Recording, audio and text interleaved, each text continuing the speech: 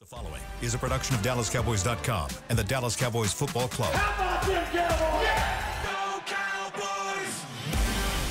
This is the Players Lounge, broadcasting live from Dallas Cowboys World Headquarters at the Star. Now, your hosts, Barry Church, Hek'ma Harrison, and Newy Scruggs. Here we are. It is Thursday. Welcome to the Players Lounge, brought to you by Aristocrat Gaming. You're in the SWBC podcast studio here at the world headquarters of the Dallas Cowboys of Frisco, Texas. He is Hek'ma Harrison. I'm Newy Scruggs. The Cowboys are looking to win a home game, their first home game of the 2024 year. And 2024 season. It has not been good. It has not been good at home. That whole home record streak and all of that went straight out the window, did it not? It went straight out the window. Here come the Detroit Lions, who are favored in this football game. The Cowboys lost at home to the Saints. They lost at home to Baltimore. And back in January, in the playoffs, they got destroyed by the Green Bay Packers. So they're looking for a home win in 2024. Mike McCarthy was asked about his press conference, and he said all the right things, what stuff you're supposed to say. But heck, this is something that is not the norm. And I don't know if you checked out the color combination for the game. You seen it? We're going blue. We wearing our beat 'em up blues at the house. You don't like it? Yeah, is a little superstition in there with you when you saw that? When you saw the first thing you thought was the blue jersey superstition hit you all of a sudden? It didn't, because it was the royal blue. The royal blue, the ones they couldn't win in. You know, when they had to wear them. Yeah. In the 1980 NFC Championship game in Philadelphia, who never wore white at home, and all of a sudden made the Cowboys wear that blue. No, it's not that. So now this is the navy blue that they wear, but still, I just think of a Cowboy home game. It's going to be a white jersey. Yeah. It's just what we're used to. It is. And to see this, and so part of me says, all right, are they trying to change it up? Yeah. Or is this money grab? I don't know. Last year, I believe that when we played the Lions, we were our beat 'em up blues. That is correct. Yeah, so I think that is kind of like giving a little deja vu all over again kind of scenario. So, I mean, we got to come out of that. We got to wear our blue jerseys. I mean, come on now. I mean, we are the team that kind of gets to pick what the white jersey synonymous with the Star. It's us all the time. So that's why I'm saying, like, it really didn't bother me, and I really expected it, especially with the last season. So I'm cool with it. Producer Chris Beam, you good with it? Yeah, I'm fine. That's the same jersey we wore last year when we beat them. So yeah, number 17, the Quincy Carter jersey right there. Yeah, that's just the number they used. Quincy Carter jersey. When you think of 17, why do they use that jersey number? Q car, baby. Old Q, baby. Old Q. It's your guy. Oh, good. He had his moments. I mean, when you think of 17 with the Cowboys, who do you think of? Quincy Carter. It's Quincy, man. Quincy Carter. I wasn't gonna throw, It's Quincy. Your returner. It's Quincy, man. It's Quincy. For me, Chris Beam, you've been here forever. 17. What comes to your head? It's not gonna be Quincy Carter. Who is it? Dwayne Harris. Dwayne Harris. That's what I'm telling you. Like the special teams, the dreads, Dandy Dog with the dreads hanging out the back. Yeah. Just saying.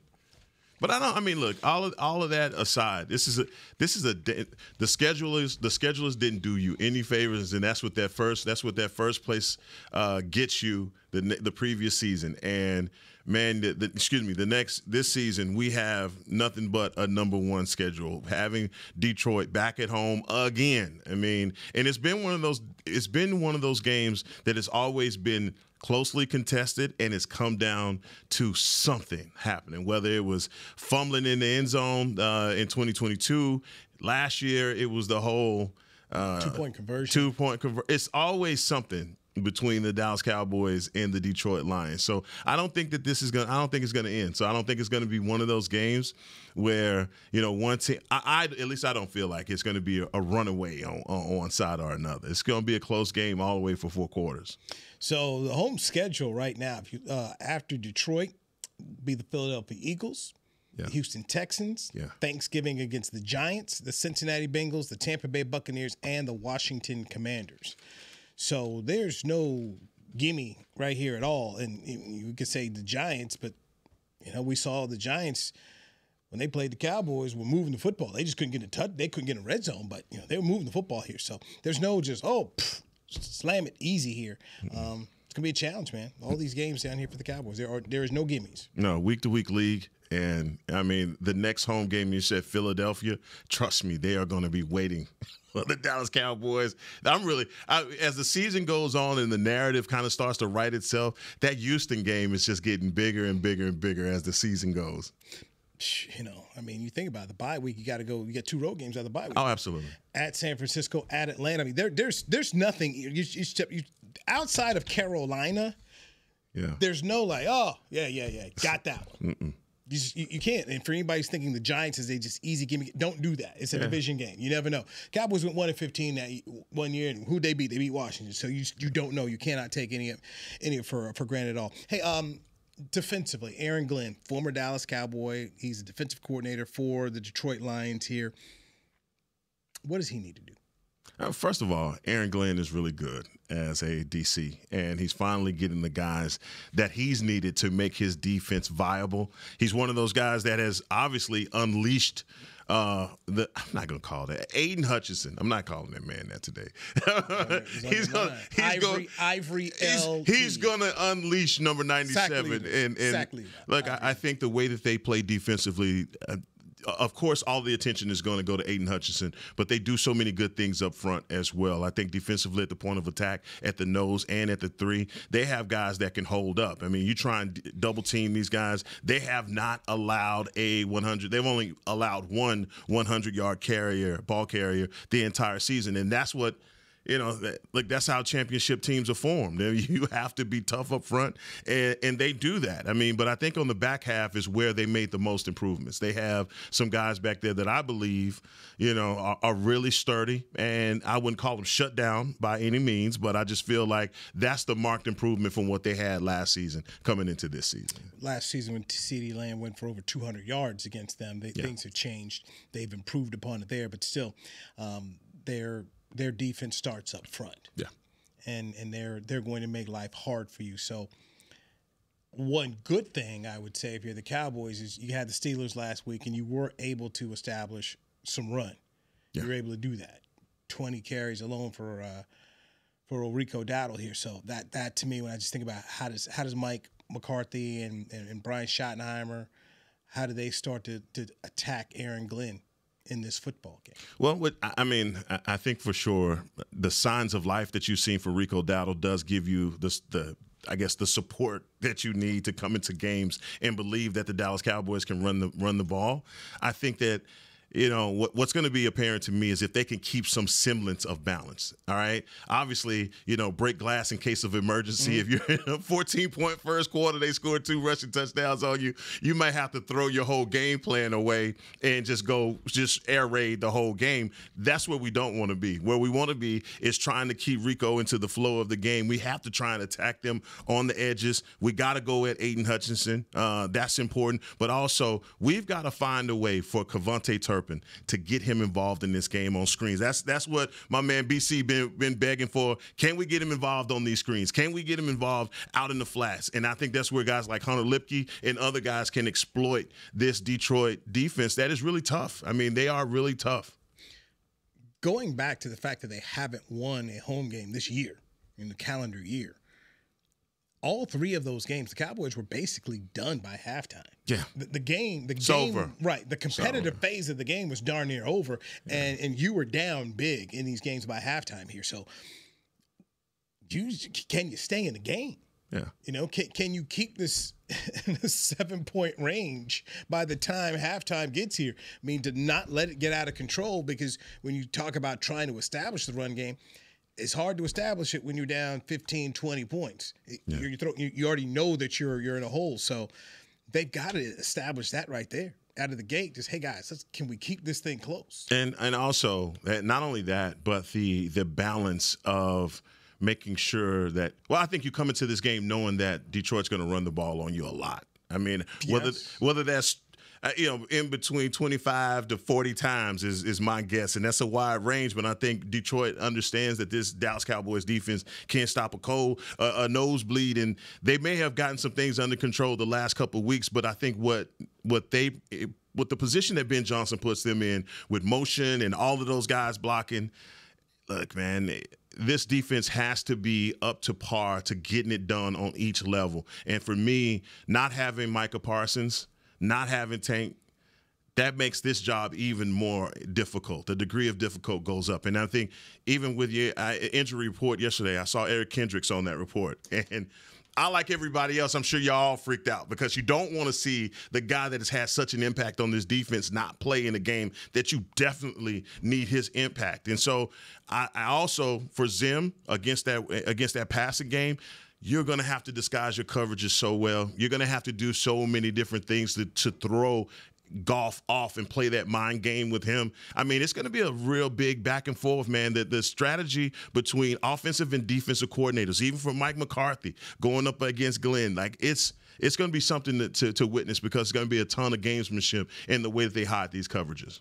When I think about trying to keep it close, a part of this, heck, is how long the defense has been on the field. True. In these losses at home.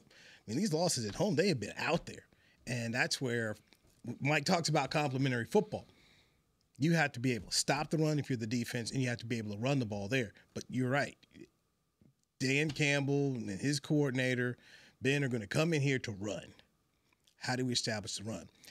Can Mozzie Smith turn in another performance? Yeah. I mean, this is where you're at now. You need him to show. He has shown. So you need to see this one more time here. I just wonder about, is there anything in the room where guys are just like, hey, we have to protect this home field. We have not done a good job at home. And, you know, you got family work for the Cowboys. People buying tickets. People coming out here. Your family, these players, they're coming in for these games. You don't want to go on home with an L. I mean, and look at the L's they have taken this year in 2024. It's been bad. These are not the L's you go home. Hey, everybody's quiet. No. Quiet, you know. You're giving up 400 yards in those games. I mean, and that's when you give up that many yards, there's no way that you can expect to win, period. And the way that teams ran the ball on, I just go back to that Saints game. It was a demoralizing loss. Right. They didn't just beat you, they beat you down. You went back and you turned the tape on and was like, ooh, brother, ooh. And they haven't done it since. All over the place. And they haven't done it since. Right. But I'm just saying that set the stage for everything that you are worried about right now, because the Saints pretty much – they took the cover off of you and showed everybody, look, they soft in the middle. Like Micah can't take the heat when you run at him. And every team has attempted that. And that's why I question the pitch count when it comes down to the running game versus how much they pass, because the teams that have had success running the ball against the Cowboys have continuously run it 40 times, 35 times. And I think, Detroit would be foolish to come in here with any other game plan. Foolish. They're going to run it. Dan Campbell's a former tight end, former Dallas Cowboys. Well, they're going to come in here and run. Yeah, look, what's your opinion? Let me ask you, what is your thoughts personally on Dan Campbell as a coach and the success that he's had up to this point? I think Dan has done a good job of putting his players in a position. They have a culture, something that's been a real problem around there. And outside of Jim Caldwell, the last 20 years, they've struggled a lot there. So they have an identity. They've got a good general manager who's gone out and drafted very well. Yeah. And he's drafted the kind of players that fit Dan. They know who they are. Mm-hmm. They're going to run the ball. They put resources and draft picks into the offensive line. The quarterback was kind of the biggest question mark, but they protected the quarterback all day long with a good offensive line, with good running backs. They've used first-round picks on running backs. Mm-hmm. Some people are like, hey, running back is irrelevant. Not in Detroit. Yeah. They've said, no, we want that. We're taking a running back in the first round. We don't care what you say. And there were a lot of people who questioned different picks, like Jack Campbell. They were like, oh, that guy really? Nope, did the right thing.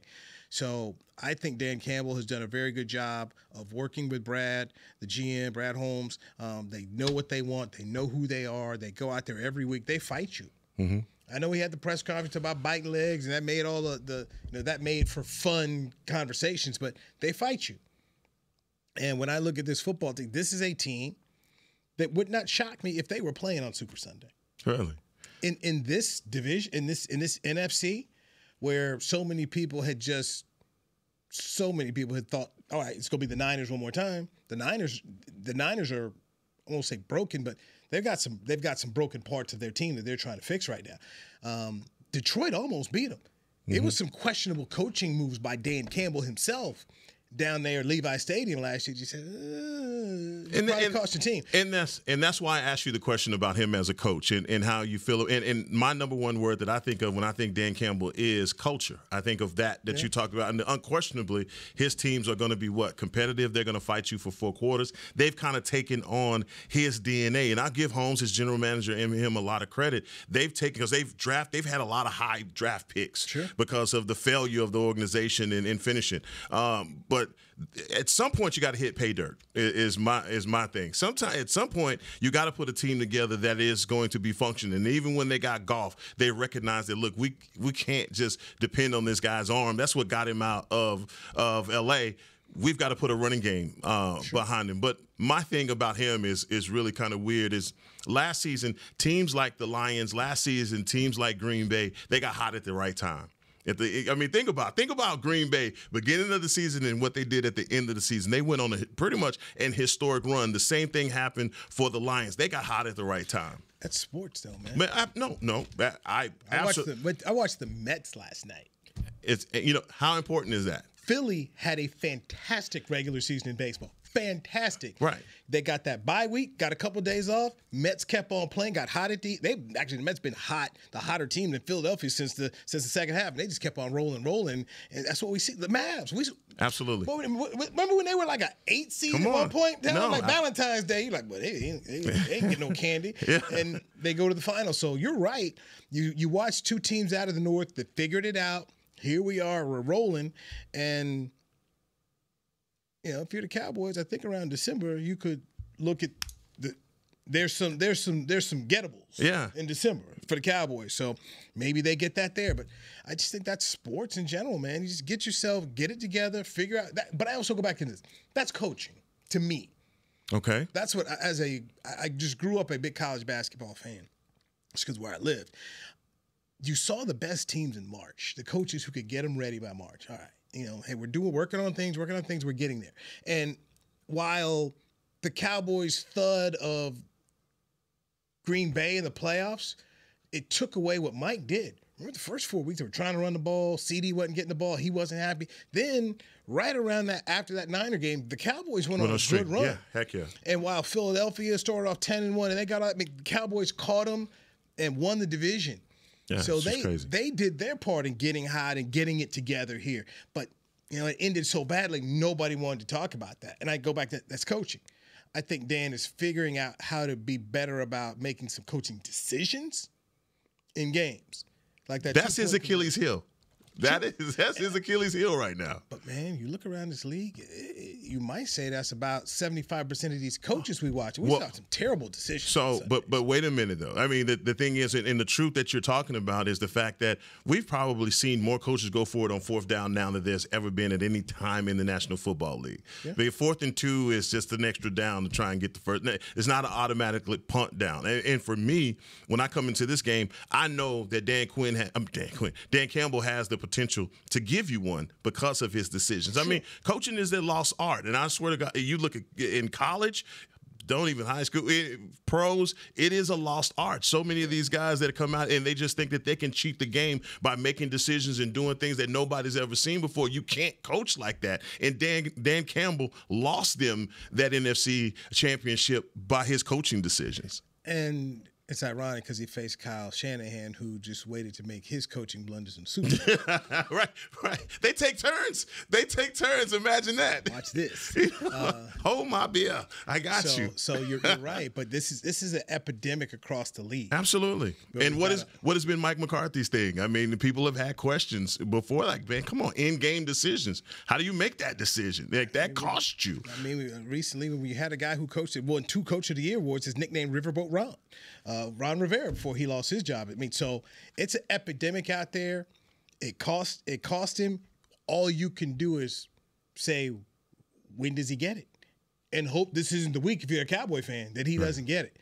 But yeah, he's got that in him, and some of that comes from working for Sean Payton.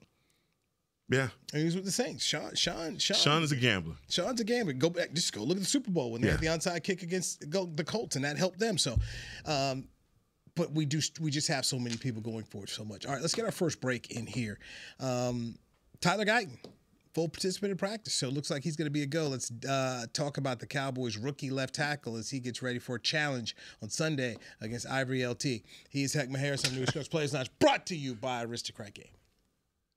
Hey there, Cowboys Nation. Kyle Yeomans here, sharing that same team that brought you Buffalo, bringing NFL casino games that show America's team on and off the reels. Aristocrat is changing the game with a new experience. Football fans, this means you can pick your team and play your team. Check out the Cowboys-themed casino games developed by Aristocrat, a proud sponsor of the Dallas Cowboys. Gambling problem? Please contact the U.S. National Problem Gambling Helpline at 1-800-GAMBLER. That's 1-800-GAMBLER for 21 and over. Hey Cowboy fans, I'm Dak Prescott, quarterback of the Dallas Cowboys. But lately, I've been learning a new game, crypto. Sound confusing? Don't worry, even us pros were rookies in crypto once. That's why I trust blockchain.com. They make crypto easy. No confusing jargon, just the tools to help you win. Prescott keeps it, slides with a first down. Invest like your icons, where everyone is a rookie in crypto with blockchain.com. Perfect throw, my goodness.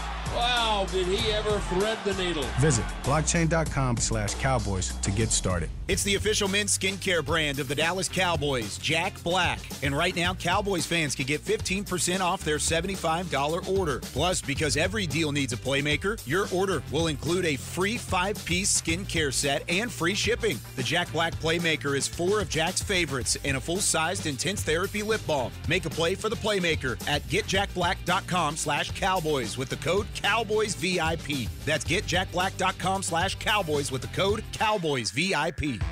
Are you the 2024 Dallas Cowboys Fan of the Year? The Dallas Cowboys and Captain Morgan are celebrating extraordinary, inspiring, and original fans. Nominate yourself or the biggest Cowboys fan you know for a chance to be named the 2024 Fan of the Year and win prizes, including a trip to Super Bowl 59. Visit DallasCowboys.com/Fan of the Year. Go Cowboys!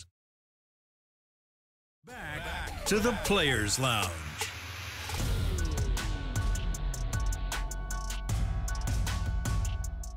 This segment was brought to you by Yeti, the official cooler and drinkware of the Dallas Cowboys.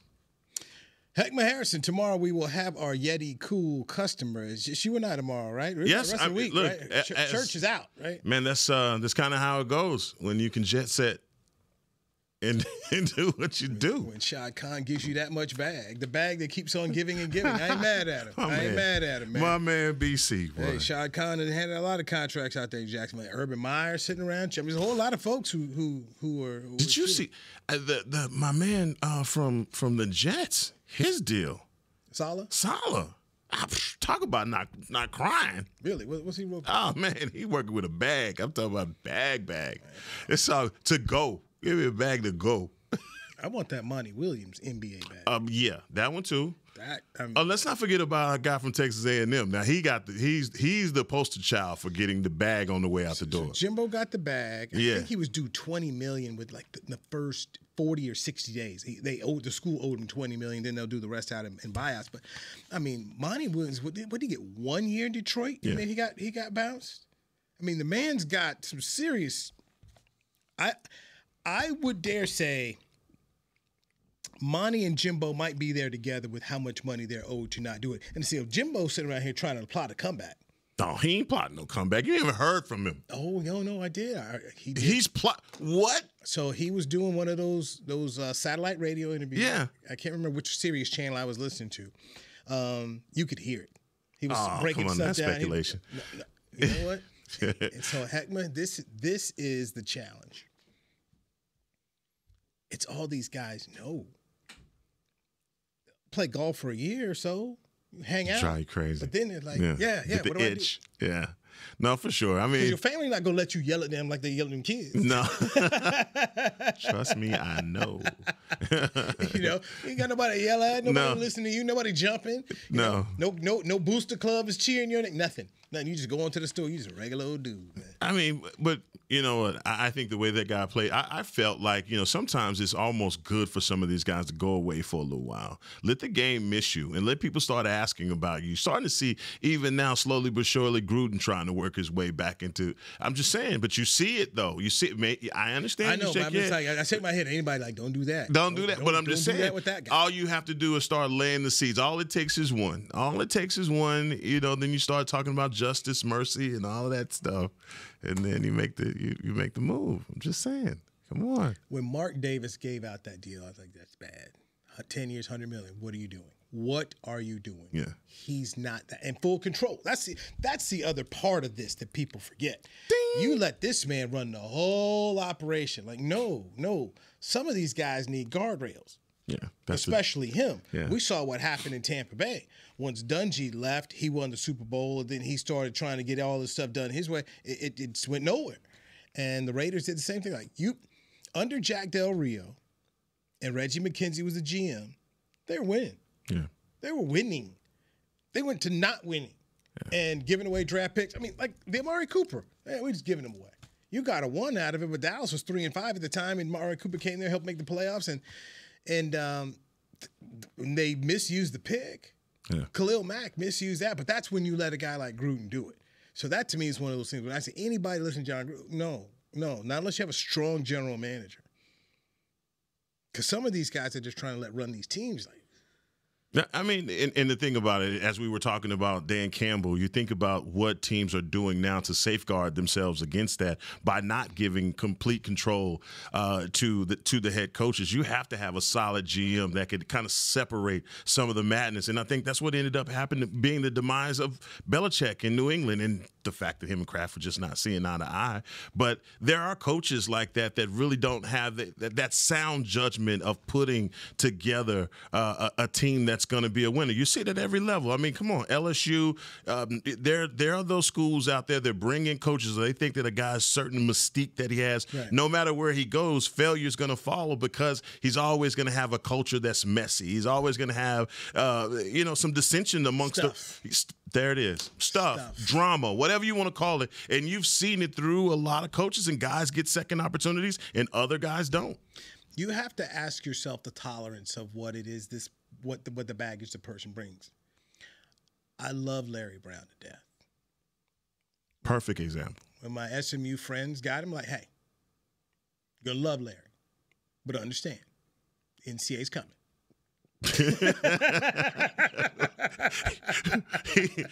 Okay. Larry writes. He don't write checks. He got them new fresh bills. Larry's here, and sooner or later they're gonna be a posse of folks on horses with the NCAA coming in, and they already know how Larry get out. and oh, by the way, you should tell everybody on the roster, nobody put student athlete like Larry Brown. He's on the team. Yeah, you're now a student. You're now a student because you're no longer an athlete on the SMU basketball team. Who's that? It's not Calipari. Who's the other guy, man? Was that St. John's had the Adidas contract? What is his name? You know what I'm talking about. He has an Italian last name. Louis Carnesecca? No. I St. John's? Was it St. John's? He was either St. Louis Carnesecca was at St. John's, fam. Well, I'm trying to think of the coach. I can't, but Calipari, he's in that line of guys that whenever you give him a college job, he is good. Look, what's coming after that is he's going to get some kid from the Bronx, is a kid coming from upstate New York. He's going to get a baller that everybody's going to say, how in the hell did you get this kid to go to upstate, Kentucky or something? How'd you get him at Memphis? Boom.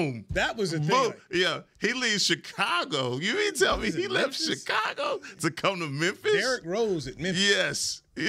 Chicago to Memphis. Yes, that's exactly why. That's a classic example. Yeah. So yes, I mean, there's no doubt. And in Arkansas, okay, guess what? It's gonna be some stuff. It's gonna be some stuff. Some stuff at Arkansas. Gonna win. There's gonna be some stuff. Yeah. When you hire Lane Kiffin, you know that the press conference, he's gonna say some stuff. It's gonna be there. It's going to be there, and you get it. And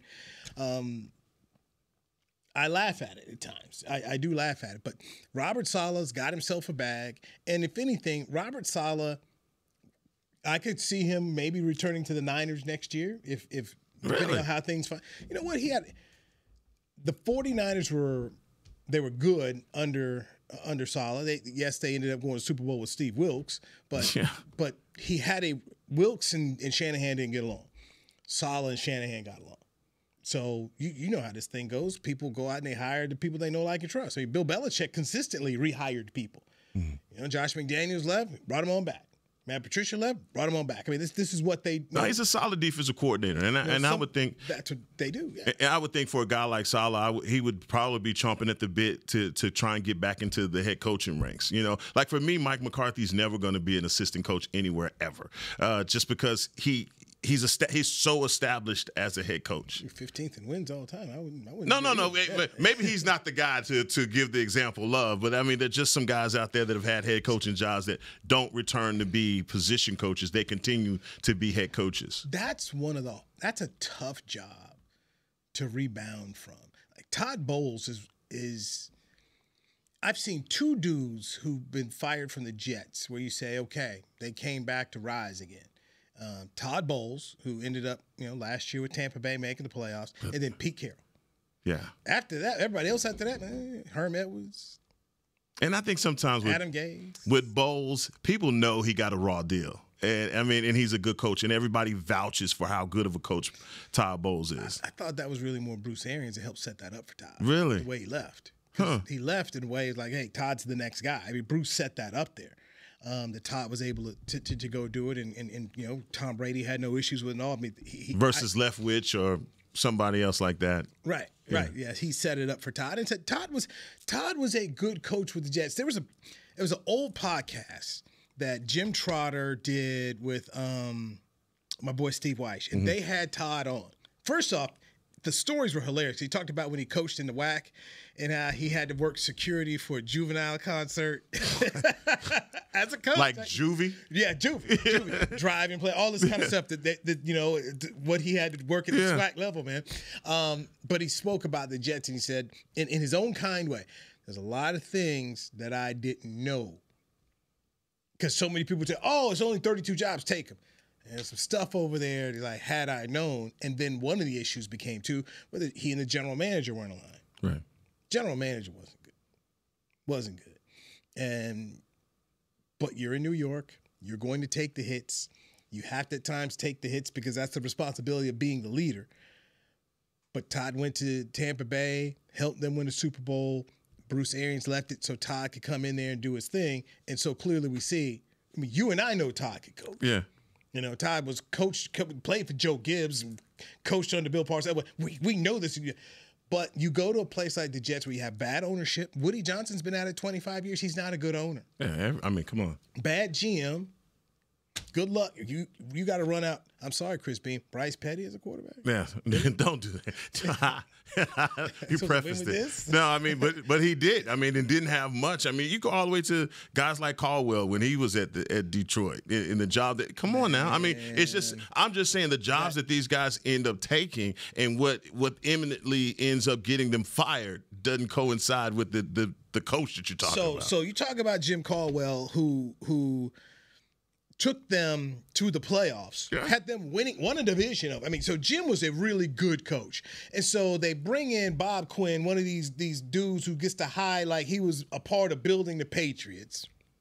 So he gets hired, and then he's like, 9-7 is not good enough here. And he fires Jim after a winning season, 9-7. He goes and hires Matt Patricia. We see Matt Patricia got hired. They talk about some sexual assault charge he had. They tried to cut trumped up. What? Yeah. This happened years ago. But it happened, right?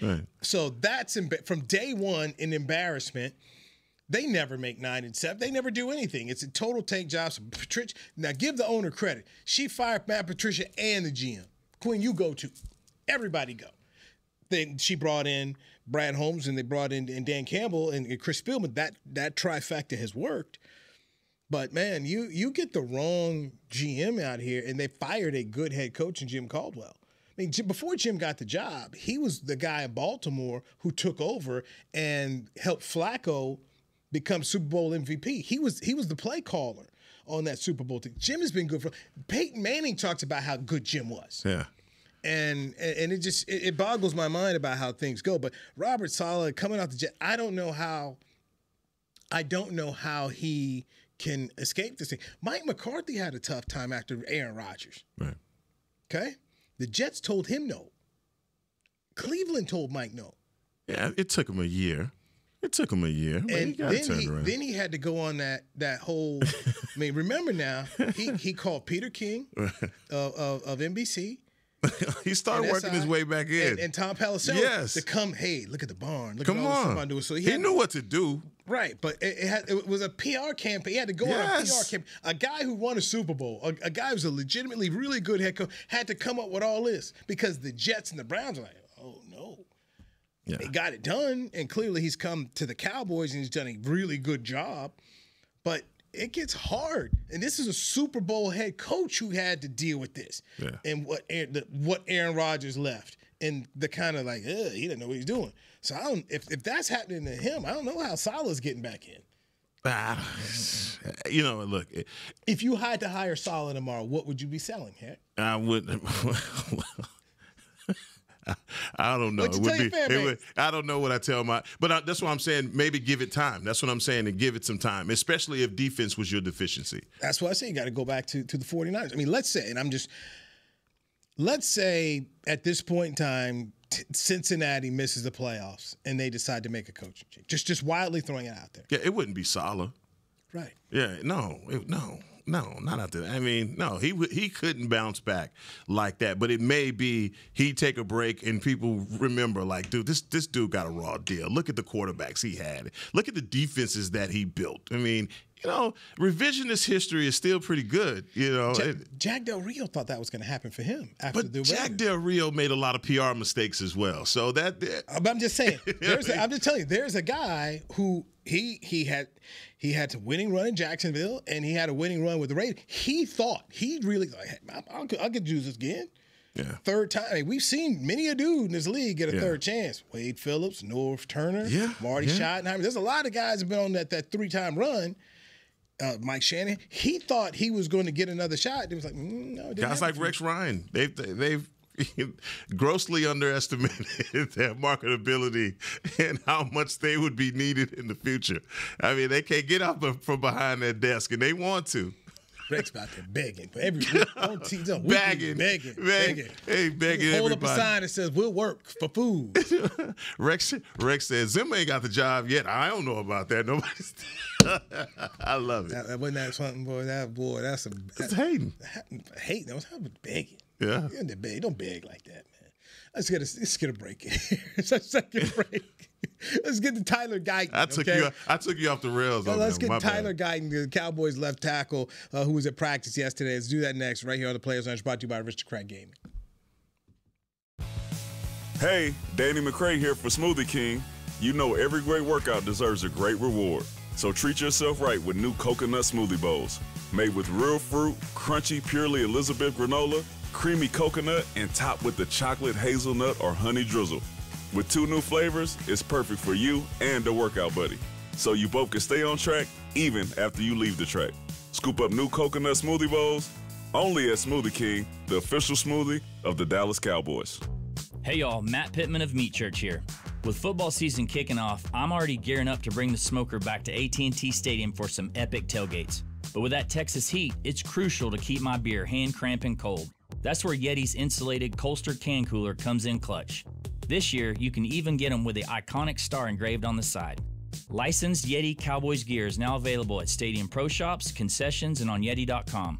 Check it out today. Yeti, official cooler and drinkware of the Dallas Cowboys. To kick off the 2024 NFL season, Boss teamed up with the Cowboys and Micah Parsons to launch an iconic apparel collection. The Boss Cowboys collection unites football and fashion while reflecting what it truly means to be a boss. Arriving just in time for the start of the season, the distinctive attire from the latest Boss Cowboys expansion offers sports aficionados and true bosses the chance to show their team spirit and style. Get yours today at nflshop.com/HugoBoss, HugoBoss.com, and Boss retail stores. # be your own boss. Raising Cane's presents the other rules of football. Rule 1, any broadcast without the express addition of cooked-to-order Cane's chicken fingers is prohibited. Rule 12, no crinkle-cut fries, Texas toast, or craveable cane sauce constitutes an illegal formation. And Rule 31, anybody who loves to feed their game face is an eligible receiver of Cane's. When it comes to winning game day, Cane's rules. Raising Cane's chicken fingers. One love. Go Cowboys. Back to the Players Lounge.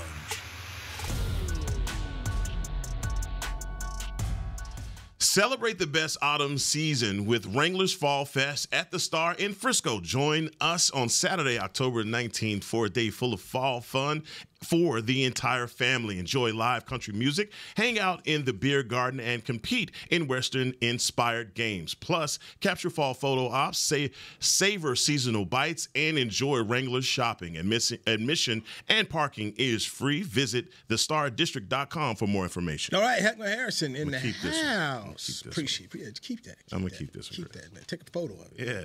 Well, you have it on your phone, no matter what. I'm Newy Scruggs. This is the Players Lounge brought to you by Aristocrat Gaming. So last time we saw Tyler Guyton, the Cowboys left tackle. He left the field against the Pittsburgh Steelers with an injury. He's back on the practice field yesterday, and it looks as though he's pretty much training that he should play Sunday against the Detroit Lions in their excellent pass rush, who leads the league in sacks. Ivory, LT, Aiden Hutchinson. Yeah, well, this is probably one of those weeks that everybody is our trainers are looking at him very closely and saying, brother, if there's any swelling, if you got a little bit of a limp, you're not playing this week. We're going to let Tyler Smith go ahead and take that left tackle start, and we're going to let T.J. Bass play the guard position. We're nicked up, man. We're hurt all across the board. The Cowboys right now as a team, if you read the injury report, it's like it's a who's who of who is injured each and every day. You can give those veteran days off, but still when you come back and you watch practice, you notice that there are other guys not practicing because they're dealing with an injury. So, look, offensive line-wise, you're going to need Tyler Guyton longer in this season. If the young man is not healthy and ready to go, especially with all the things that he has already been dealing with psychologically, mentally, this would probably be a good time to give your young rookie a rest and let him get healthy. He's playing. Coach Jones talked about on this show, so he's playing. I mean, it wouldn't surprise me, Newy, but we know how things change when it gets to game day. So that's one of those game day things that I'm going to be looking at. How much can he go? Because look, I mean, don't worry. If you don't look at this as a challenge for him, I promise you, in 2 weeks he's got Bosa coming. It doesn't get any easier, right? So all I'm saying is let's get this kid healthy and geared up for the next game. Because if not, we're going to be dealing with this all season long. Just by all accounts. Practice yesterday. He's gonna. I would be shocked if he wasn't out there starting on Sunday. Okay. The question I kind of go into is what's Plan B along the way in terms of, let's say he gets hurt again. Yeah. Is it going to be the same as last week? Hey, flip Tyler Smith out to left tackle, and bringing Bass at guard. That's what I wonder. Yeah, we've already talked about, we got into the depth, and I think the juggling act you get is, what do you do with a guy like Awesome Richards? What do you do with Chuma Edoga? Is it with Let's Go? Who is it that you're going to bring in, especially if you say Guyton is inactive on Sunday? Who else gets a jersey on game day? Or if he's healthy and he may not be able to go the whole game, who's the other guy that you give a jersey to? Richards was up last week, and so I would say that it's going to be Let's Go who would go up if Guyton doesn't play. But at this point in time, I just assume he's going to be there. We do have Thursday Night Football, Hek'ma. It's the San Francisco 49ers, who were on the struggle bus, lost at home to the Arizona Cardinals. They had a lead, lost it. They are in Seattle, and Seattle, I don't know if you watched any of that performance against the Giants, but it was awful. It was. Boy, this is bad. So give me the 49ers 26-14. Like, I see, you just, all right. So I just had a conversation off air with Chris, and Chris sold me. And then you just reminded me that they just lost. Seattle just lost to the Giants, which was also a very embarrassing loss. But I think, man, when I watch the 49ers, they don't look like Kyle Shanahan's team. And I think, is Christian McCaffrey that much of their identity? Because I don't recognize this team without him. I'm going Seattle at home. I'm going Seattle at home, and they're missing their safety, so I'm going to go 24-20 this game. All right. After losing at home and being embarrassed like that, I just think the Niners, you have to respond. Chris Bean, what did Church have on this? Church had Seattle 24-17. 24-17. Okay, so I'm against the grain again. So it hasn't been working out for me lately. But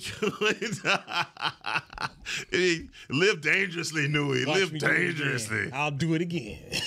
I'll do it again. That's the only man I know to double down on. Hek'ma, by the way, is the top dog in the standings this week. Good for him, man. Good for him. Yeah, it just happens like that sometimes. Yeah, good for him, man. As long as he wasn't snatching my stuff, that's what mattered the most, man. Forget them standing homeboys in his own. Mama kicked him out of his house because he was taking stuff from the family and making them understand that the Cowboys won that Sunday night game. I want to know who you're gonna pick tomorrow. That's who I can't wait to get back here tomorrow to fix. But you don't go by the sheet of integrity. Don't give me that. Do not give me that. Don't give me that. Okay. I paid for not going by my sheet of integrity last week. But like I just said, you will double down. You the man. You double down. So it's all good. Don't do it, Newy. All right. Don't do it. Okay. Hek'ma Harrison. Let's do it tomorrow right here. Yes, sir. I'm Newy Scruggs, DallasCowboys.com radio. This has been a production of DallasCowboys.com and the Dallas Cowboys Football Club. How about this,